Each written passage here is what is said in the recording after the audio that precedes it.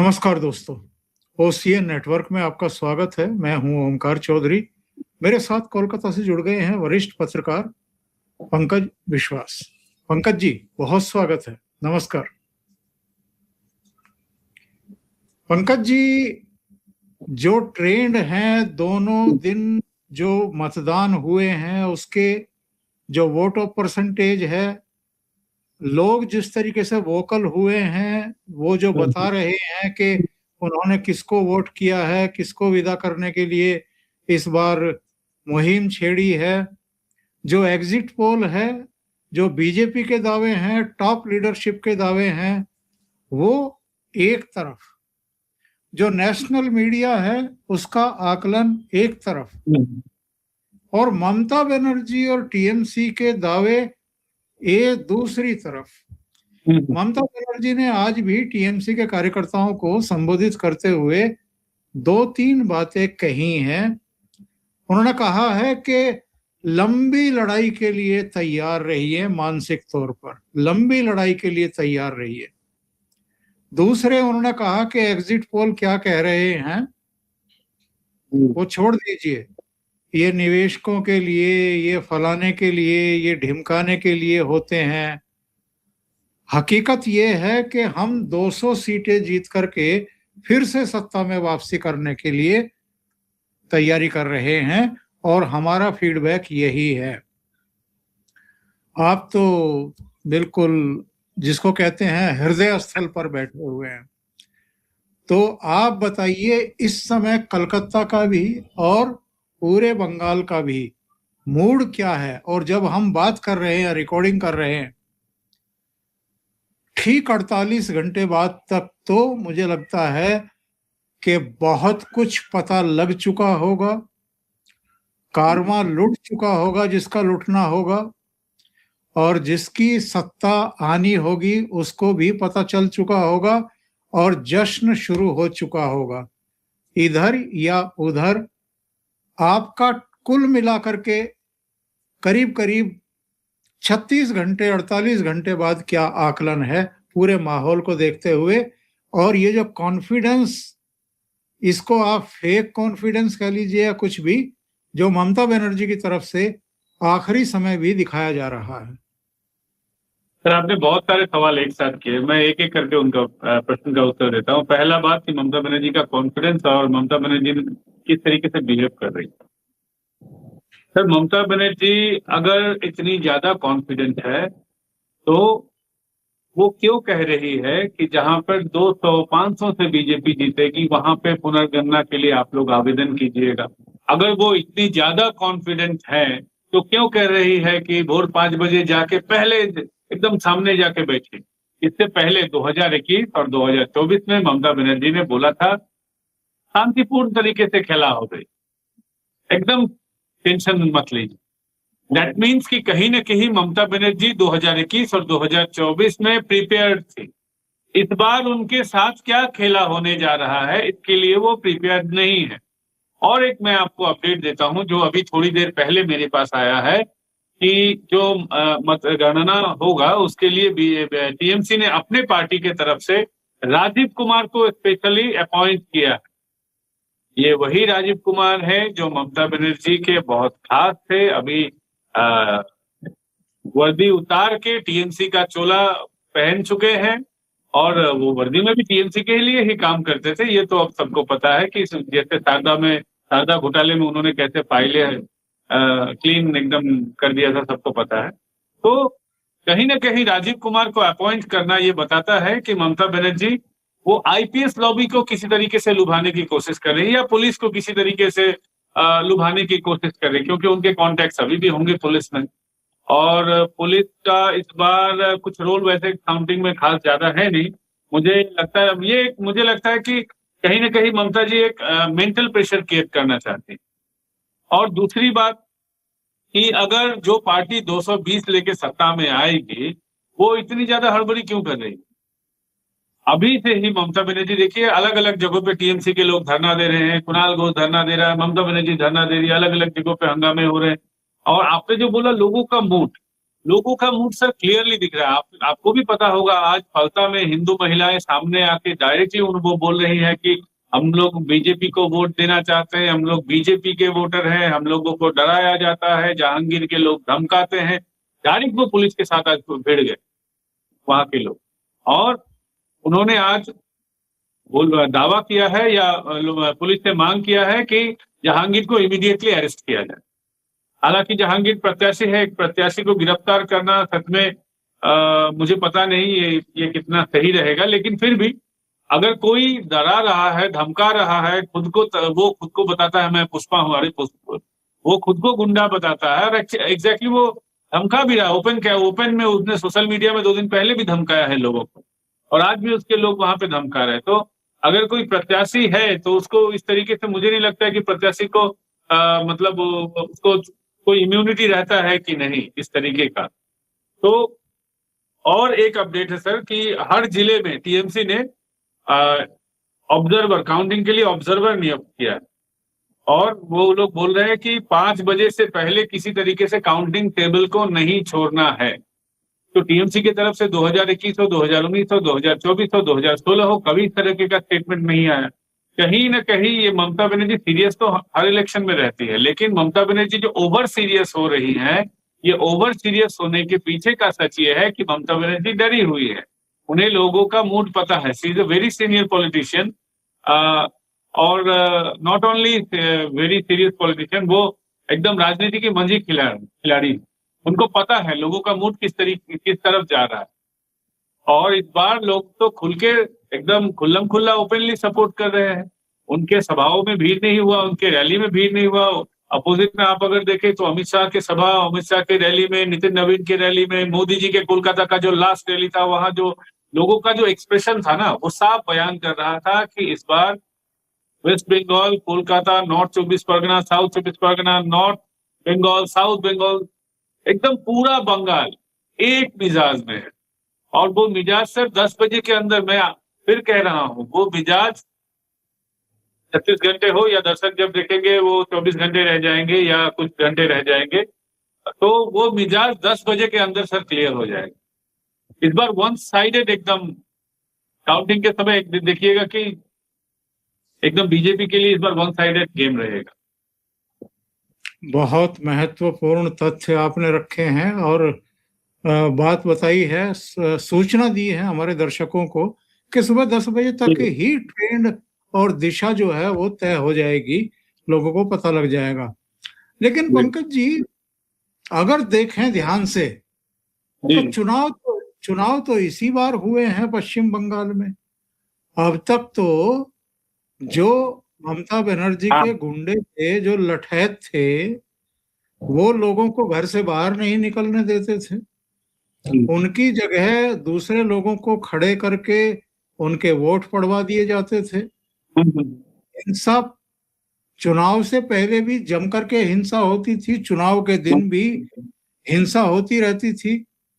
तो चुनाव आयोग की सख्ती, केंद्रीय बलों की वहां तैनाती और उनकी सख्ती, और शायद पुलिस महकमे में भी एक वर्ग ऐसा है जिसको गंध आ गई है, या अलग अलग कारणों से ट्रांसफर पोस्टिंग हो, दूसरी सेवा शर्तें हो या दूसरे कारण हो, उसकी वजह से बंगाल पुलिस में भी एक दिखाई दे रहा है जिस तरीके से लाठियां भांजी है और टीएमसी के कार्यकर्ताओं को पकड़ पकड़ करके धुना है, उससे पता चलता है कि गंध तो उनको भी आ चुकी है। तो ऐसे में जबकि 91 लाख मतदाताओं के नाम कटे हैं और वो जेन्युइन कटे हैं, तो सही मायने में तो चुनाव इसी बार हुआ है। सर बहुत सारे सवाल है, मैं एक एक करके बताता हूँ। चुनाव तो सर इस बार निष्पक्ष हुआ है, और इलेक्शन कमीशन की आप अगर निष्पक्षता का आकलन करेंगे तो ऐसा नहीं है कि इलेक्शन कमीशन ने जिन लोगों को तबादला किया है उनको खुली छूट दी है। आज ही कालीघाट थाने के जो ओसी है गौतम दास, उनका तबादला इलेक्शन कमीशन ने ही किया था, उनको इलेक्शन कमीशन ने ही वहां पे अपॉइंट किया था। इससे पहले वहां पे जो ओसी थे वो तो ममता बनर्जी के एकदम इतने खासम खास थे कि लोग कहते हैं कि वो ममता बनर्जी के घर का वो सब्जी बाजार भी करके देते थे। तो इस गौतम दास भी आज सस्पेंड हो गए हैं, उनके हाथ में उन्होंने एक सोशल मीडिया में पोस्ट डाला था कि एक राइफल लेके, may be it can be INSAS और समथिंग एल्स लाइक दैट, तो उनको भी सस्पेंड किया है। ऐसा नहीं है कि इलेक्शन कमीशन ने जिनको लाया है उनको मतलब किसी तरीके का पॉलिटिकल इंस्ट्रक्शन दिया हो, ऐसा नहीं है। उनके खिलाफ भी आरोप आ रहे तो उनको सस्पेंड किया जा रहा है।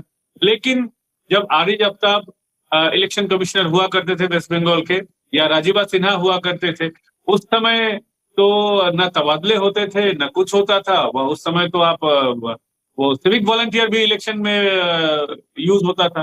सिविक वॉलंटियर सबसे ज्यादा यहाँ पे करप्ट, एक उसको तो फोर्स नहीं कहूंगा, एक वॉलंटियर वाहिनी कहूंगा मैं उसको, वॉलंटियर वाहिनी है। तो फिर भी इस बार तो इलेक्शन कमीशन ने निष्पक्षता के लिए जो हो सकता था उनके हिसाब से उन्होंने किया है।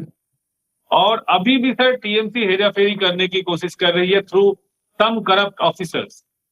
आज विधाननगर में एक एसडीओ सस्पेंड हुए हैं, उनके खिलाफ चार्जेस थे कि जब पोस्टल बैलेट जब स्ट्रांग रूम में उसका एग्जेजरेट किया जा रहा था, जब किस विधानसभा का वो पोस्टल बैलेट है, जब उसको सहता जा रहा था, तो उस समय उन्होंने बीजेपी या किसी भी विपक्ष के कैंडिडेट को खबर नहीं दिया, सिर्फ टीएमसी के लोगों को उन्होंने खबर दिया है।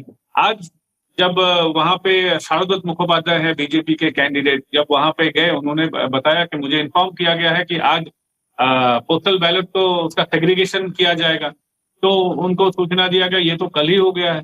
तो फिर उन्होंने मांग की कि चलिए तो मुझे दिखाइए फुटेज, कल आपने कैसे कैसे काम किया।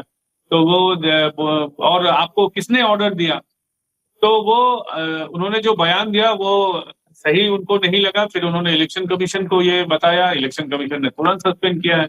लेकिन अगर कुछ हेराफेरी उसमें हुई हो, ये हुआ हो अगर, तो वो तो पता नहीं वो कितना हेराफेरी हुआ है या नहीं। और दो चार घटनाएं हुई सर कि वर्धमान में एक लड़के को स्पॉट किया गया कि वो फांदते हुए स्ट्रांग रूम के छत पे चढ़ गया। बहुत सारी घटनाएं ऐसी हुई है।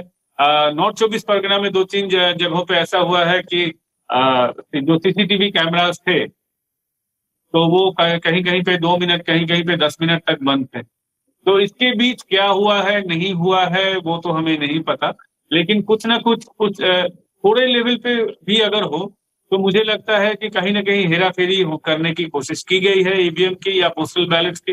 ममता बनर्जी ने भी बोला है कि पोस्टल बैलेट को नहीं छोड़ना है। और पोस्टल बैलेट के बारे में आपको बता दो, ये ममता बनर्जी का पहले से टारगेट था।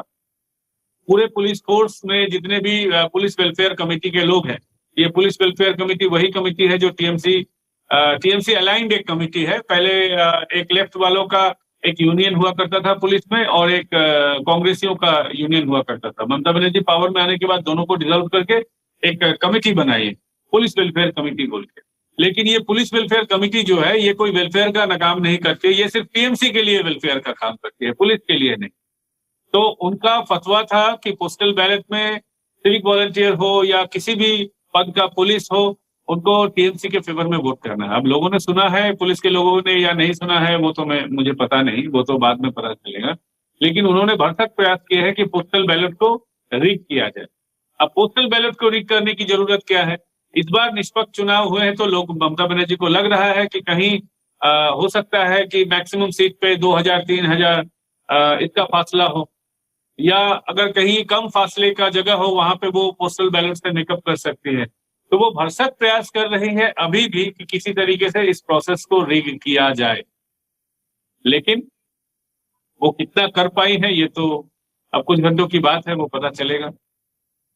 मुझे लगता है पंकज जी कि अब तो सुप्रीम कोर्ट भी इनकी रग रग से वाकिफ हो चुका है और चूंकि रिवीजन के काम में लगी हुई मशीनरी को सुप्त कर दिया था, धीमा कर दिया था, इसलिए तब सुप्रीम कोर्ट को जुडिशियरी के लोगों को लगाना पड़ा, पश्चिम बंगाल के, उड़ीसा के, झारखंड के लोगों को बुला करके उस काम में लगाना पड़ा।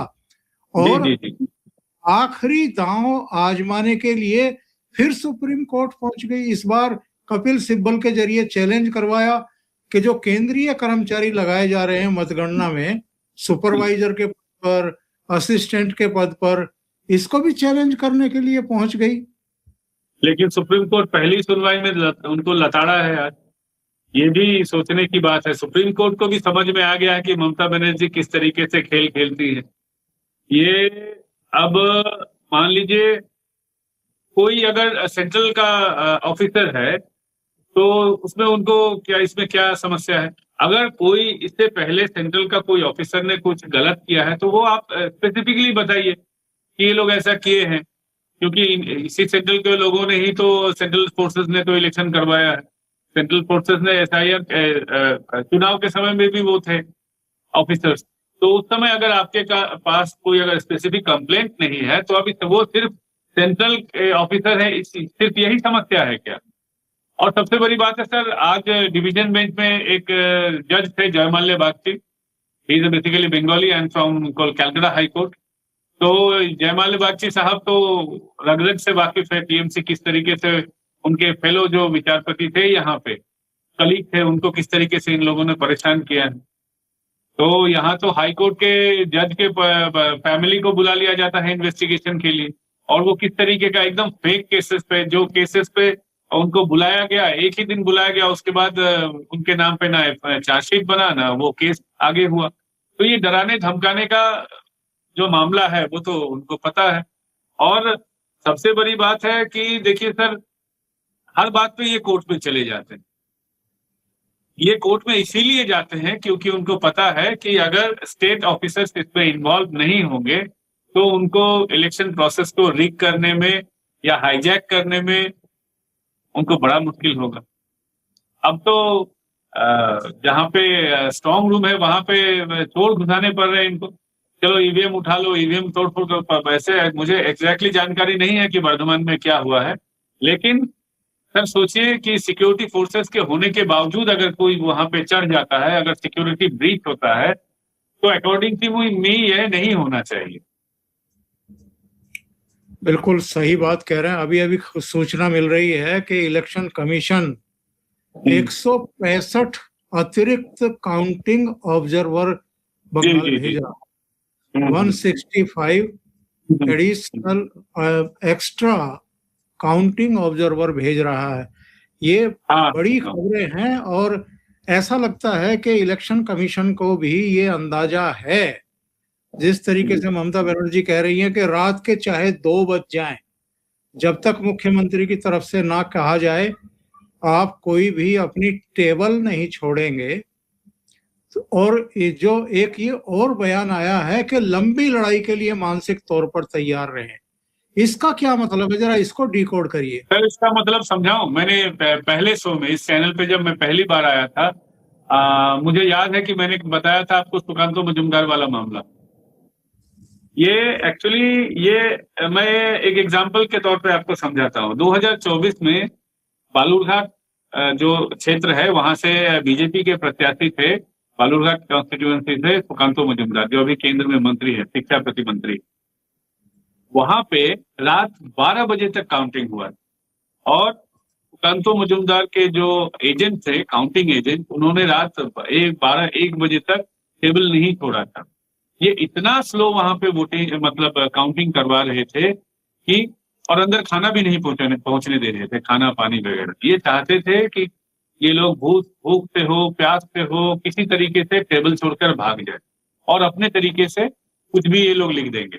और आपको पता है कि ममता बनर्जी ने आज बोला है कि हो सकता है कि आपका जितना नंबर आए वो बीजेपी के नंबर पे चढ़ा दिया जाए। तो ममता बनर्जी तो सर यही करती आ रही है। सुकांतो मजूमदार 18,000 वोट से वो जीत चुके थे, उनको फिर लॉस्ट दिखाया गया था। फिर सुकांतो मजूमदार ने अपना पावर का यूज किया, उन्होंने किसी को फोन किया, बीजेपी के सेंट्रल किसी मिनिस्टर को, फिलहाल मैं नाम नहीं बताना चाहूंगा पूरा मामला, मैं मोटे मोटे तौर पे आपको समझाना चाहता हूँ। फिर उन्होंने किसी तरीके से बात को सुलह करवाई, फिर 18,000 से जीते सुकांतो मजूमदार को 8,000 वोट से फिर विन दिखाया गया। तो यहाँ किस तरीके का घपला जो ऑफिसर्स होता है वो करता है, वो ममता बनर्जी को पता है। अगर वो कर सकते थे कोई और भी कर सकता है, करेगा ये मैं नहीं कर रहा। मैं इलेक्शन कमीशन मानता हूं कि इलेक्शन कमीशन इस बार 100% निष्पक्ष है, क्योंकि किसी के ऊपर भी अगर एक बिंदु का आरोप आ रहा है, थोड़ा भी आरोप आ रहा है, और आरोप में जस्टिफिकेशन होना है। ऐसा नहीं कि मैंने कह दिया कि वो आदमी ये कर, ऐसा नहीं, उसके पक्ष में कुछ होना चाहिए, प्रूव होना चाहिए। तो इलेक्शन कमीशन तो किसी को भी सस्पेंड कर रहा है। तो ममता बनर्जी को पता है कि यहाँ इलेक्शन प्रोसेस में क्या क्या हो सकता है, इसलिए वो डरी हुई, इसलिए बोल रही है कि रात 2 बजे तक भैया अगर काउंटिंग हो तो तुम रहना, अगर स्लो काउंटिंग कहीं पे होगा तो वहां पे तो रहना जरूरी है। और ममता बनर्जी, अगर होता क्या है सर, मकड़ी जाल बुनते बुनते मकड़ी को पता है कि उसमें किस तरीके से फंस सकता है, वो खुद भी फंस सकता है उस पर, इसलिए ममता बनर्जी बोल रही है, क्योंकि बहुत कुछ होता है वहां। वहां सामने कौन बैठेगा, पीछे कौन बैठेगा, कितना दूर में अगर एजेंट को बैठाया जाए कि वो उसको सही से दिखेगा नहीं, बहुत तरीके का खेल होता है काउंटिंग में। तो खेल खेल में कुछ भी हो सकता है, इसीलिए ममता बनर्जी डरी हुई है अभी भी। लेकिन मुझे लगता है कि इलेक्शन कमीशन ऐसा कुछ नहीं करेगी और इस बार एकदम सही तरीके से काउंटिंग होगा और उसके बाद जनता ने जिसको वोट दिया है दिखेगा।